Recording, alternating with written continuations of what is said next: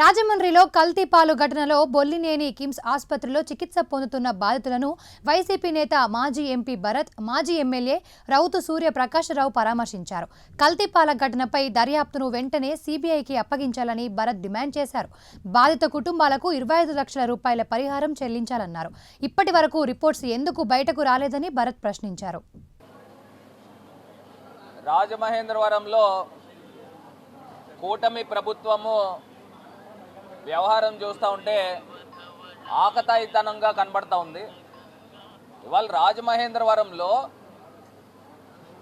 కల్తీపాలు ఘటన జరిగి సుమారుగా 17-18 రోజులు అవుతోంది.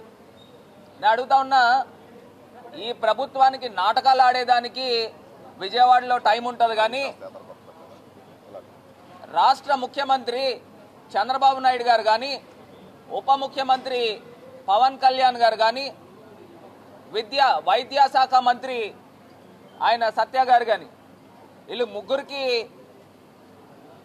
రాజమహేంద్రవరంలో వచ్చి ఘటన ఏం జరిగింది, కల్తీపాలు ఘటన తెలుసుకోవాల్సిన ఇంగిత జ్ఞానం లేదా అని అడుగుతా ఉన్నా. ఇవాళ ఈ కూటమి ప్రభుత్వము ఈ కల్తీపాలు ఘటన కేవలము ఒక యాక్సిడెంట్గా చిత్రీకరించే కార్యక్రమం చేస్తూ ఉన్నారు. యాక్సిడెంట్గా చిత్రీకరించే కార్యక్రమం చేసి ఇవాళ నేషనల్ ఫారెన్సిక్ సైన్స్ ల్యాబొరేటరీస్కి బ్లడ్ శాంపిల్స్ ఎందుకు పంపించలేదని ఇవాళ సూటిగా ప్రశ్నిస్తూ ఉన్నాం. మీరేదో ప్రైవేట్ ల్యాబొరేటరీస్కి లేకపోతే మీ స్టేట్ గవర్నమెంట్ ఆధీనంలో ఉన్న ల్యాబొరేటరీస్కి పంపిస్తే నిజం అనేది బయటకు రాదు. ఇవాళ ఈ సంఘటనని సిబిఐకి అప్పచెప్పాల్సిన అవసరం ఉంది. ఏదైతే తిరుపతి లడ్డూలో ఏ రకంగా అయితే సిబిఐకి అప్పచెప్పిన తర్వాత వాస్తవాలు ఏ రకంగా అయితే బయటకు వచ్చినాయో, ఖచ్చితంగా కల్తీపాలు ఘటనలో కూడా సిబిఐకి అప్పచెప్పితే వాస్తవాలు బయటకు వస్తాయి. వీళ్ళు ఏదైతే ఆ రోజున పోలీసులు ఒక హై డ్రామా క్రియేట్ చేసి కూలెంట్ లీక్ అయింది, ఆ కూలెంట్ లీక్ అయిన దాంట్లోంచి ఆ ఇథిలీన్ గ్లైకాల్ వచ్చి పాలల్లో కలిసింది, ప్రమాదవశాత్తు తాగారని చెప్తా ఉన్నారు. నేను ఇవాళ సూటిగా ప్రశ్నిస్తా ఉన్నా, కేవలము ఆ పాలతను 150-160 లీటర్లు ఆయన సప్లై చేస్తూ ఉంటే కేవలము ఒక 15-16 కుటుంబాలకి ఎందుకు ఎఫెక్ట్ జరిగింది? ఇథిలీన్ గ్లైకాల్ కనుక కలిస్తే మొత్తం పాలల్లో మొత్తం ఆ ట్యాంకర్ అంతా కలవాలి కదా. కేవలము ఒక 15-16 కుటుంబాలకి వేసిన పాలల్లోనే ఎందుకు తేడా వచ్చింది? ఇక్కడ పోలీస్ డిపార్ట్మెంట్ కూడా రకరకాల కోణాల్లో దీన్ని దర్యాప్తు జరపాలి. ఎందుచేతనంటే అక్కడ పేషెంట్స్కి ఇచ్చే ట్రీట్మెంట్ చూస్తే అందరికీ కూడా కిడ్నీస్ ఫెయిల్యూర్ అయినాయి. అంటే ఎవరైనా పురుగుల మందు తాగి ఆత్మహత్య చేసుకుంటారు చూసారా, వాళ్ళకి ఏ రకంగా అయితే ఎఫెక్ట్ జరుగుతుందో ఇక్కడ ఉన్న పేషెంట్స్ కూడా అదే జరిగింది. అంటే పురుగుల మందు ఎంత కాన్సన్ట్రేషన్ లెవెల్స్లో జరుగుతుందో ఆ ఎఫెక్ట్ జరిగింది. ఇది పెద్దవాళ్ళకి, అంటే సుమారుగా 65, 70, 80 సంవత్సరాలు వాళ్ళకి, చిన్నారులకి, చంటి పిల్లలకి ఈ ఎఫెక్ట్ జరిగింది. మిడిల్ ఏజ్ పీపుల్కి జరగల. అంటే దాన్ని బట్టి ఇక్కడ ఏమర్థం అవుతా ఉంది, ఇది కేవలము ఆ కల్తీపాలు అతను ఆ కలిపిన దాంట్లో యూరియా కలిపాడా, లేకపోతే ఏదన్నా ఫార్ములిన్ కలిపాడా, లేకపోతే ప్రొఫెషనల్ రైవల్టీ ప్రకారంగా అతనికి కిట్టన వాళ్ళు ఎవరైనా అందులో పురుగుల మంది ఏమన్నా కలిపారా? ఇవన్నిటిపైన అన్ని కోణాల్లోనూ దర్యాప్తు జరగాలి. ఏదో మీరు పోలీస్ డిపార్ట్మెంట్ స్టార్టింగ్ ఒక స్టోరీ కుకప్ చేశారు, దాన్ని ఇవాళ యాక్సిడెంట్ కిందనే చిత్రీకరించే కార్యక్రమం చేస్తూ ఉన్నారు. నేను సూటిగా ప్రశ్నిస్తా ఉన్నా, అసలు బాధితుల కుటుంబాలు రోజుల తరబడి ఈ అక్క హాస్పిటల్ దగ్గరే మరి ఉంటా ఉన్నారు. వీళ్ళు మళ్ళీ ఎక్స్గ్రేషన్ ఏమో చనిపోయిన వాళ్ళకి 10 లక్షలు ప్రకటించారు. బాగుంది. కాకినాడ ఘటన ఆ ఫైర్ మిషాప్ జరిగితే అక్కడ చనిపోయిన వాళ్ళకి 20 లక్షలు ప్రకటించారు. ఏంటి వ్యత్యాసం ఏంటి? ఈ రెండు కూడా గవర్నమెంట్ తప్పిదాల వల్లనే జరిగింది. ఈ ప్రభుత్వం యొక్క నిర్లక్ష్యం వల్లనే జరిగింది. నిజంగా ఎప్పటికప్పుడు ఈ అనార్గనైజ్ సెక్టర్ని ఆర్గనైజ్ చేసి ఎప్పటికప్పుడు మానిటర్ చేసి మిల్క్ అనలైజర్స్ ద్వారా దీన్ని గవర్నమెంట్ బాధ్యత తీసుకుని ఉండుంటే ఈ ఘటన జరిగి ఉండేది కాదు కదా. 2023లో మిల్క్ ప్రొక్యూర్మెంట్ యాక్ట్ అని జగన్మోహన్ రెడ్డి గారు అప్పుడు ఒక చట్టం తీసుకుని వచ్చారు.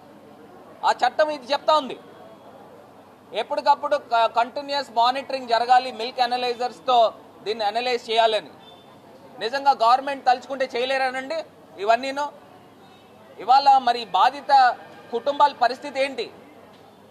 నిజంగా చిన్నారులను మనం చూస్తే చంటి పిల్లలు 6 మాసాలు సంవత్సరం వయసు ఉన్నవాళ్ళు, ఆ పిల్లలు 18 రోజుల నుంచి మృత్యువుతో పోరాటం చేస్తూ ఉన్నారు. ఎంత అన్యాయం అండి.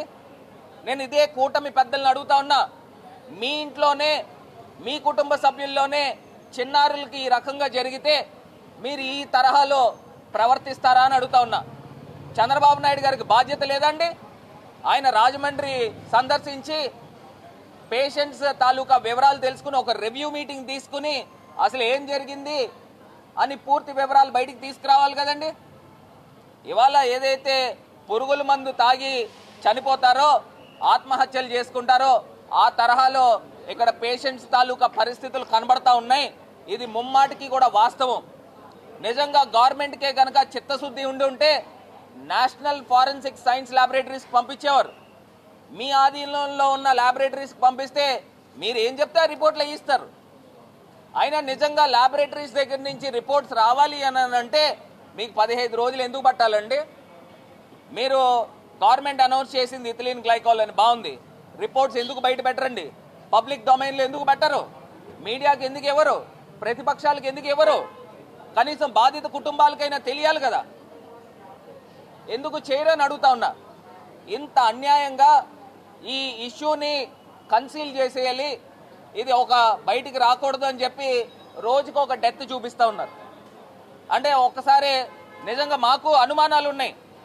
ఆ పేషెంట్స్ తాలూకా ఎవరైతే వెంటిలేటర్స్ మీద ఉన్నారో వాళ్ళు రోజుకొకళ్ళని డెడ్ బాడీస్ తీసుకొచ్చి కుటుంబ సభ్యుల చేతుల్లో పెడతా ఉన్నారు. ఒక హై డ్రామా ఈ ప్రభుత్వం ఆడుతూ ఉంది.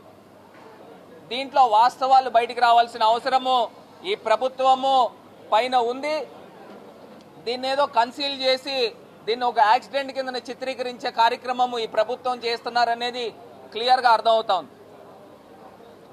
మరి అక్కడ చూస్తే చిన్నారులండి నిజంగా వాళ్ళ తల్లిదండ్రులు నా దగ్గరకు వచ్చి ఎంత బాధపడతా ఉన్నారు.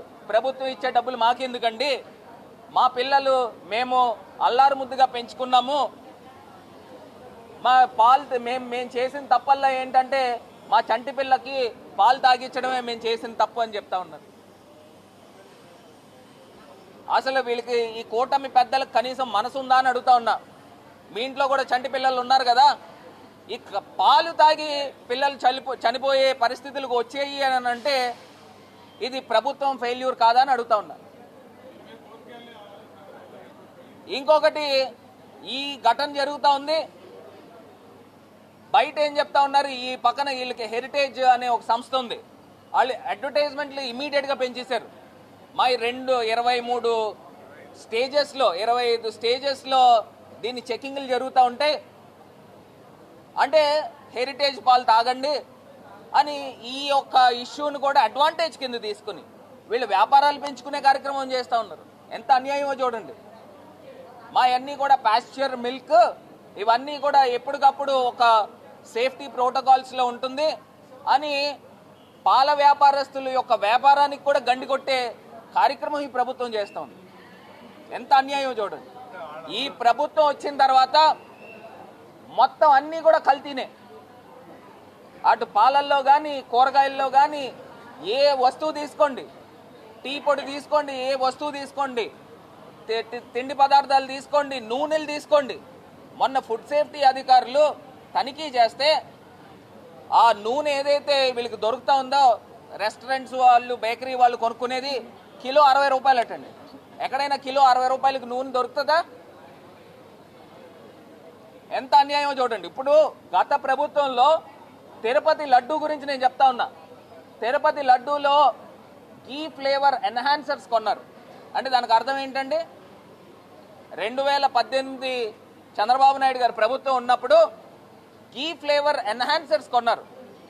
మీరు నిజంగా స్వచ్ఛమైన నెయ్యి వాడితే ఫ్లేవర్ ఎన్హాన్సర్స్ అనేది ఆర్టిఫిషియల్ లిక్విడ్స్ ఎందుకు కొనాలి అని అడుగుతా ఉన్నా. సుమారుగా 3,85,00,000 రూపాయలతో సుమారుగా నాకు తెలిసి 80,000 కేజీలు కొన్నట్టున్నారు. అంటే చూడండి, ఈ ప్రభుత్వంలో అన్ని కల్తీ జరుగుతూ ఉన్నాయి.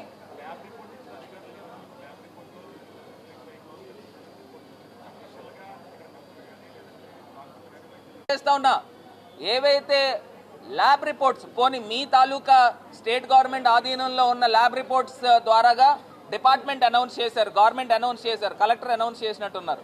అందులో ఇథిలీన్ గ్లైకాల్ కలిసిందని ల్యాబ్ రిపోర్ట్స్ బయట పెట్టండి. ఏ డాక్టర్ ఇచ్చాడు, అసలు ఎంత మోతాదు కలిసి అది విషతుల్యమైంది. ఇదివరకు దేశవ్యాప్తంగా ఇథిలీన్ గ్లైకాల్ మిశ్రమాన్ని ప్రమాదవశాత్తు సేవించిన వాళ్ళు మరణాలు ఏమన్నా ఉన్నాయా? ఇవన్నిటిపైన కూడా వాస్తవాలు బయటికి రావాలి. ఎందుకంటే నేను రకరకాల పలు డాక్టర్స్లో హైదరాబాద్లోనూ అక్కడ మాట్లాడినప్పుడు ఈ పేషెంట్స్ తాలూకా కేస్ షీట్ పంపిస్తే పురుగుల మందు తాగి ఆత్మహత్య చేసుకున్న వాళ్ళు పరిస్థితి ఏ రకంగా ఉంటుందో ఆ పరిస్థితి పైన ఉన్న పేషెంట్స్ యొక్క పరిస్థితి కనబడుతూ ఉంది. అంటే ఇది ముమ్మాటికి కూడా ప్రభుత్వము దీన్ని ఒక యాక్సిడెంట్ కిందన చిత్రీకరించే కార్యక్రమం చేస్తూ ఉన్నారు. ప్రభుత్వం బాధ్యత లేకోకుండా రెస్పాన్సిబిలిటీ తీసుకోకుండా మాకేం సంబంధం లేదు తూచ్ అనే విధంగా చేతులెత్తే కార్యక్రమం చేస్తూ ఉన్నారు. వైఎస్ఆర్ కాంగ్రెస్ పార్టీ డిమాండ్ చేస్తూ ఉన్నాము, ఎవరైతే మరణాలు జరిగినాయో ఆ బాధిత కుటుంబాలకి 25 లక్షల రూపాయలు ఎక్స్గ్రేషియా ప్రకటించాల్సిన బాధ్యత ఈ కూటమి ప్రభుత్వం తీసుకోవాల్సిందిగా డిమాండ్ చేస్తూ ఉన్నాం.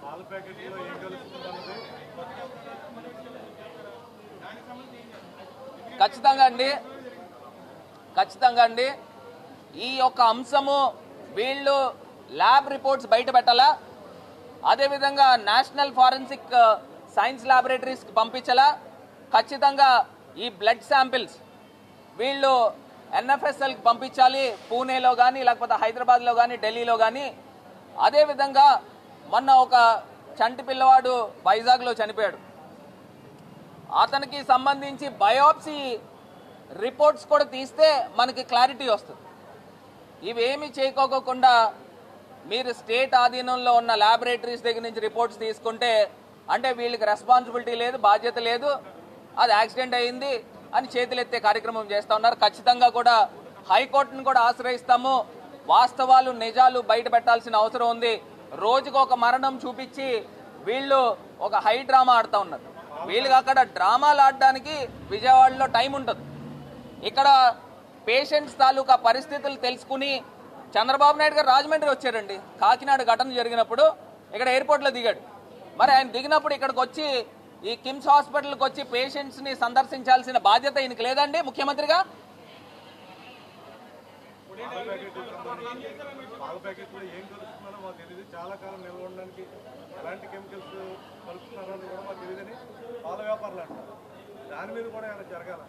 అదే అంటున్నారండి. ఇప్పుడు గతంలో మేము తీసుకొచ్చిన చట్టం ఉంది, మిల్క్ సేఫ్టీ 2023 ప్రకారం. అందులో క్లియర్గా ఉంది మిల్క్ అనలైజర్స్ ద్వారాగా